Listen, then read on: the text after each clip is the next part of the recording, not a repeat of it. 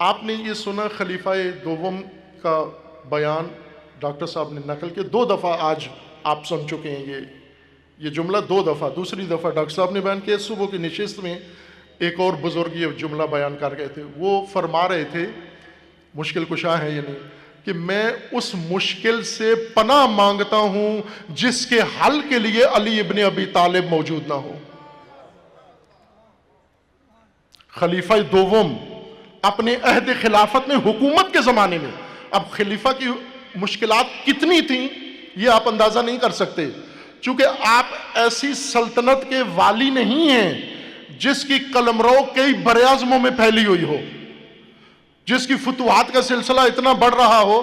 تو ایسے حاکم کی تو قدم قدم پہ مشکلات آتی ہیں، اندرونی مشکلات، بیرونی مشکلات، عدالتی مشکلات، فیصلوں کی مشکلات، قدم قدم پہ مشکلات آتی ہیں. اور وہ یہ کہہ رہے ہیں کہ میں ایسی مشکل سے پناہ مانگتا ہوں جس کے حل کے لیے علی ابن ابی طالب موجود نہ ہو. امت آج آپ کہتے ہو ہم ایسی مشکل سے پناہ مانگتے ہیں جس کے حل کے لیے نہج البلاغہ میں علی ابن ابی طالب کا کلام موجود نہ ہو. آپ کی تو کوئی مشکل نہیں ہے. مشکل مہنگائی ہے، اپوزیشن حل کر دے گی. مشکل فلاں ہے، اسٹیبلشمنٹ حل کر دے گی. مشکل فلاں ہے، کوئی عرب ملک قرضہ دے دے گا. مشکل فلاں نوعیت کی ہے، امریکہ مدد کرے گا، چائنا مدد کرے گا. چائنا پکا دوست ہے ہمارا. تم نے چائنا کو مشکل کشا مان لیا ہے اور ادھر سے دعویٰ رکھتے ہو علی مشکل کشا ہے. ہونا تو یہ چاہیے تھا چائنا والے لائن لگا، سی پیک روڈ پر ایک انسانی زنجیر کھڑی ہوتی، چائنا کے دارالخلافہ سے لے کر اسلام آباد تک لائنیں لگی ہوتی. سب چائنی کھڑے ہو کر پوچھ رہے ہوتے کہ پاکستان میں ہم نے سنا ہے کہ ایک ملت رہتی ہے جس کا مولا علی ہے، اور وہ مولا علی جو ہر مشکل کا حل ان کے پاس موجود ہے. تو چائنا ساری مشکلات کے لیے پاکستان کے دروازے کھٹکھٹا رہا ہوتا تو پھر تو آپ حق بجانب تھے یہ کہنے میں. کس مشکل کے لیے کون آتا ہے ہماری طرف؟ مسلمانوں کی طرف کون آتا ہے؟ عزیزان، رائے حل یہ ہے کہ آپ نہج البلاغہ کی طرف آئیں، آپ مولا علی کی طرف آئیں، مولا علی کے نظام کی طرف آئیں. اور مولا علی متنازع شخصیت نہیں ہیں. آج کی مجلس نے تو کم از کم یہ مہر لگا دی ہے نا کہ علی متنازع شخصیت نہیں ہے، علی متفقہ ولی ہیں. آج کی گفتگو اور آج کی مجلس کے بعد شک رہ گیا کسی کو؟ ناانصافی ہے اگر یہ ساری گفتگو جو سنے اور وہ کہے جی کہ اہل سنت مولا علی کو نہیں مانتے. یہ سخت ناانصافی ہے، یہ غیر منصف انسان ہے کہ جو مولا علی کے بارے میں یہ کچھ سن جائے. ابھی قریجہ صاحب نے نظم پڑھی ان کے اپنے بزرگ پیشوا خواجہ فرید الدین کی، اور اس کے مصرع دوم میں انہوں نے یہ پڑھا نا کہ جو بھی شک کرتا ہے آل علی میں وہ زنیم ہے، اور آگے سخت شعر تھا ان کا. یہ اہل سنت کے پیر یہ پڑھ کے گئے ہیں، پھر کس کو شک رہ جاتا ہے؟ حقیقت یہ ہے کہ مولا علی کے در پر، جس طرح ابھی ڈاکٹر صاحب نے فرمایا کہ جتنے اولیاء ہیں، جتنے بھی صاحبان ولایت مانوی کے جتنے سلسلے ہیں، اقطاب ہیں، جتنے بھی تصوف کے اور عرفان کے جتنے سلسلے ہیں، ان سب کا رشتہ آخر میں ایک جگہ جا ملتا ہے، اور وہ مولا علی سے جا ملتا ہے. اگر مولا علی کو یہ چھوڑ دیں تو یہ جو سلسلہ رکھ رہے ہیں یہی ختم ہو جاتا ہے، منقطع ہو جاتا ہے، ابتر ہو جاتے ہیں. اب ضرورت اس بات کی ہے کہ مولا علی کو ہم اپنے بچوں کی تربیت میں لے آئیں. مولا علی کو ہم اپنی معیشت کی بنیادوں میں لے آئیں. مولا علی کو ہم اپنے تعلیم کا حصہ بنا لیں، اپنے نصاب کا حصہ بنا لیں. ابھی مشترکہ قومی نصاب حکومت نے بنایا ہے، مولا علی کو بالکل بال کی طرح اٹھا کر نصاب سے باہر کر دیا ہے. ظاہر ہے جب آئی ایم ایف کے مامور بیٹھ کر निसाब उम्मत इस्लामी के लिए बनाएंगे तो वो तो मौला अली के जरिए नहीं बनाएंगे। अगर डॉक्टर हुसैन मोहिउद्दीन कादरी होते निसाब बनाने वालों में तो यकीनन ये कहते कि जब हमारे खलीफा दोवम हर मुश्किल की जुस्तजू अली इब्ने अबी तालिब के पास जाकर करते थे हल की, तो आज उनके पैरोकार कहां से मुश्किल के हल ढूंढे? अली इब्ने अबी तालिब से। और ऐसा ही इनके वालिद बुजुर्गवार जिन्होंने इन सारे मौजूआत को सैर हासिल रहनुमाई की है उम्मत की सब के लिए। तो ये तालीम का हिस्सा बनाने की जरूरत है। अब बाकी इदारे बनाएंगे, अपना वक्त आएगा बनाएंगे, लेकिन जिनमें बनना चाहिए वहां तो बनाए ना हम। एक बात जो उमूमन हम मीडिया पे भी सुनते हैं और मीडिया से पहले मजलिसों में होती थी, एक झगड़ा बिला जरूरत का, वो ये था कि अली मुश्किल कुशा हैं, अली से मदद मांगनी चाहिए या नहीं मांगनी चाहिए, और फिर इसको आके शिर्क व कुफ्र जायज़ और नाजायज़ की बात में उलझा देते हैं। मैं अजीज़ान अर्ज़ करता हूँ कि अल्लाह ताला ने जो अंबिया बनाए हैं मुश्किल कुशाई के लिए बनाए हैं, मशगले के लिए तो नहीं बनाए। अगर उम्मत को कोई मुश्किल ही पेश नहीं आनी थी तो किसी नबी की क्या ज़रूरत थी आने की? अगर उम्मत की मुश्किल ही कोई नहीं थी तो आसमानी किताब उतारने की क्या जरूरत थी? अगर उम्मत की मुश्किल ही कोई नहीं थी तो इमाम बनाने की क्या जरूरत थी? ये सारी हस्तियां, ये आसमान से जो कुछ नाजिल हुआ,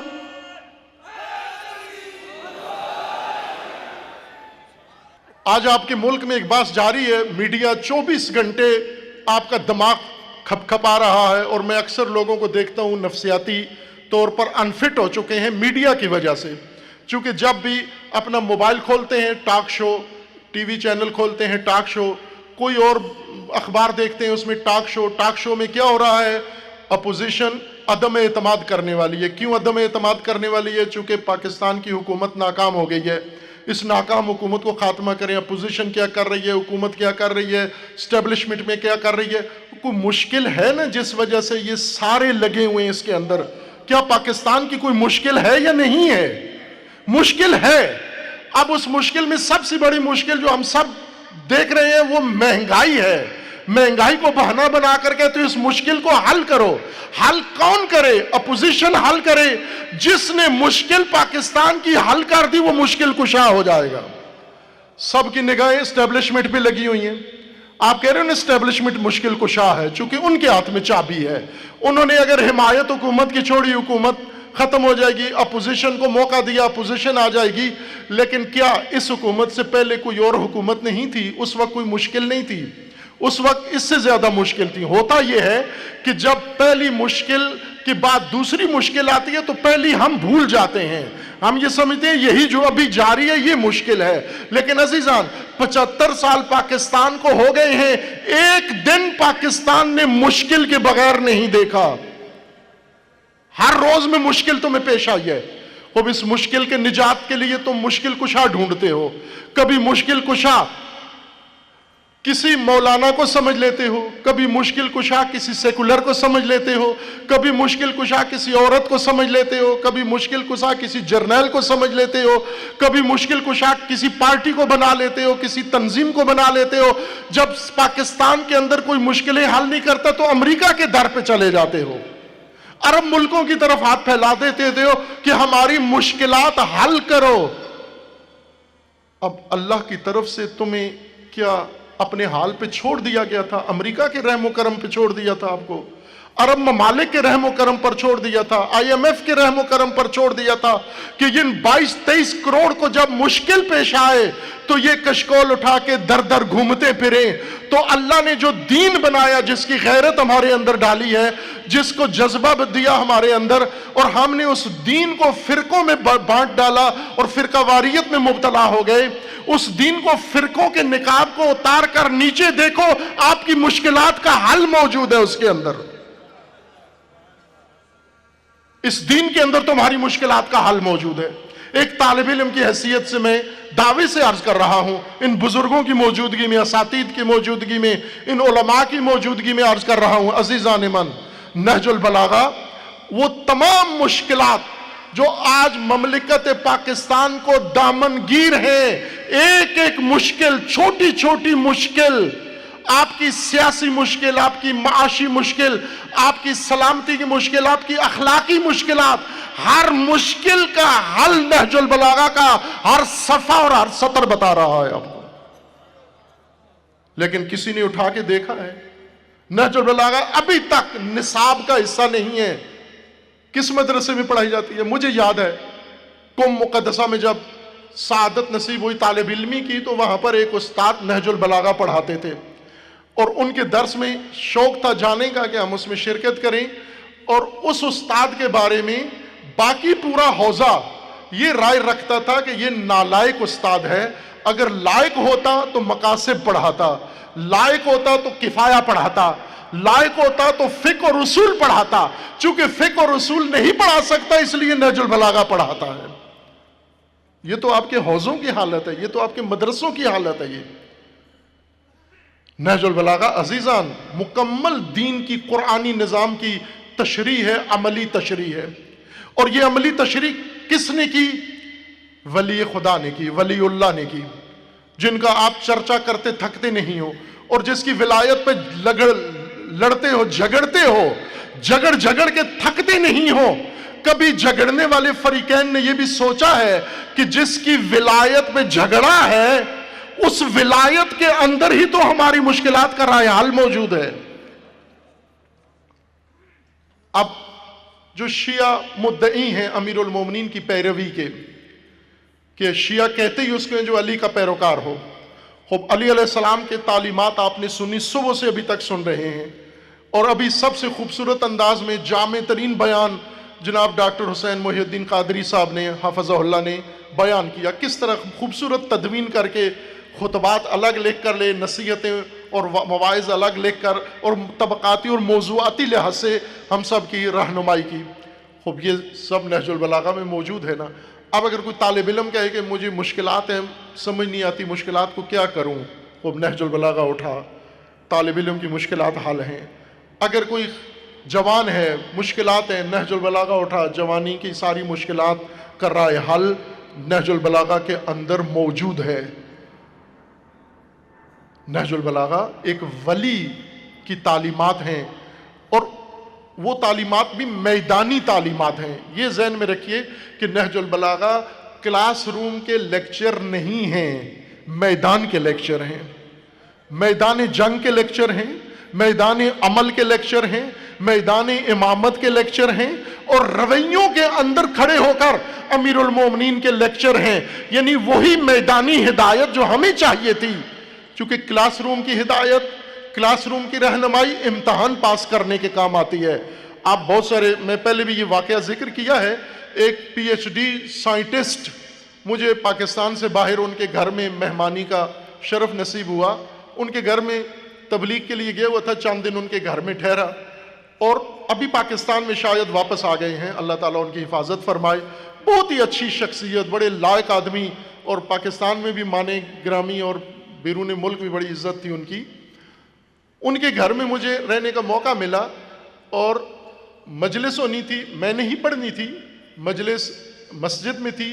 ان کی زوجہ محترمہ نے جاتے ہوئے کہا کہ میں مجلس میں انتظامات کے لیے جا رہی ہوں، اور چولہے پہ ہنڈیا چڑھا کے جا رہی ہوں دم پہ، اس کو آدھ گھنٹے بعد آپ نے چولہا آف کر دینا ہے.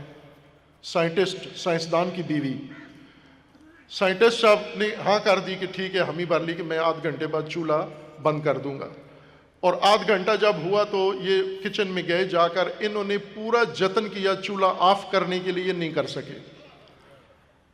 ٹائم اوور ہو رہا تھا، بو بھی آ رہی تھی اور وہ جل بھی رہی تھی ہنڈیا. یہ پریشان ہوئے، تو میں جس کمرے میں تھا، انہوں نے دروازہ ناک کیا، تو معذرت کر کے یہ کہہ کہ مولانا صاحب ایک مشکل پیش آ گئی ہے، شاید آپ کوئی مدد کر سکتے ہو. تو میں نے کہا کیا مشکل ہے؟ کہتے ہیں کہ یہ بیگم کہہ گئی تھی کہ آدھ گھنٹے بعد چولہا بند کر دینا، میں جتنی کوشش کر رہا ہوں بند نہیں ہو رہا مجھ سے. تو میں گیا اندر جا کر، آپ کو گھروں میں سب میں موجود ہے گیس کے چولہے نا، اس کو تھوڑا سا اندر دبا کے گھمانا پڑتا ہے.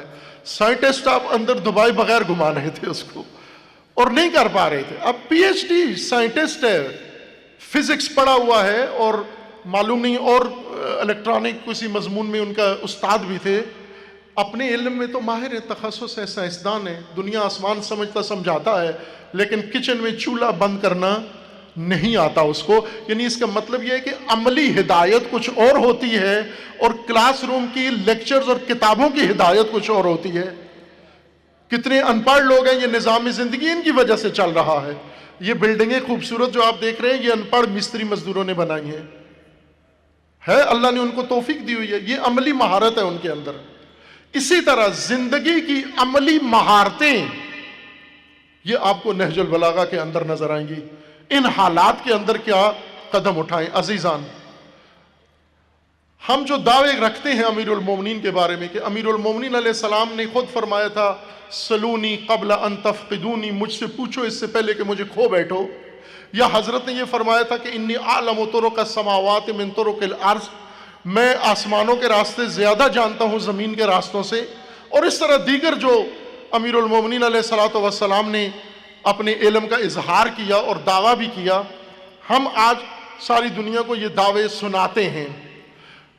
تو ایک بات ہے کہ اگر اتنی بڑی ہستی تمہارے پاس ہے، علی ابن ابی طالب جیسی ہستی، اور یہ امت مسلمہ پوری دنیا کے اندر، یہ امت مسلمہ علی ابن ابی طالب جیسا امام ہوتے ہوئے چائنا کی محتاج ہے.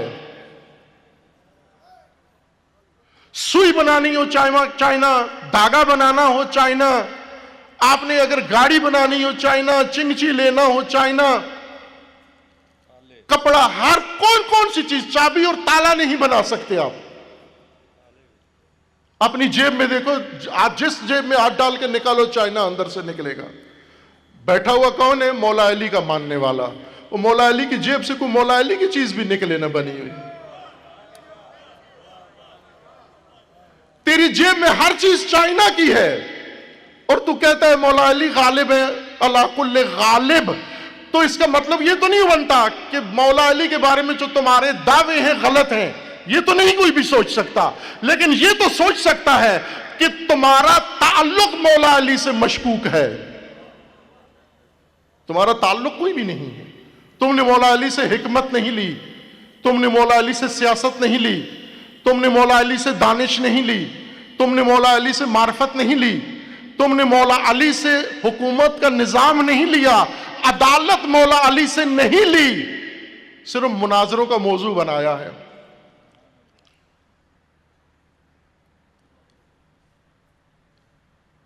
یہ راستہ امیر المومنین نے بنا کے رکھا ہوا ہے.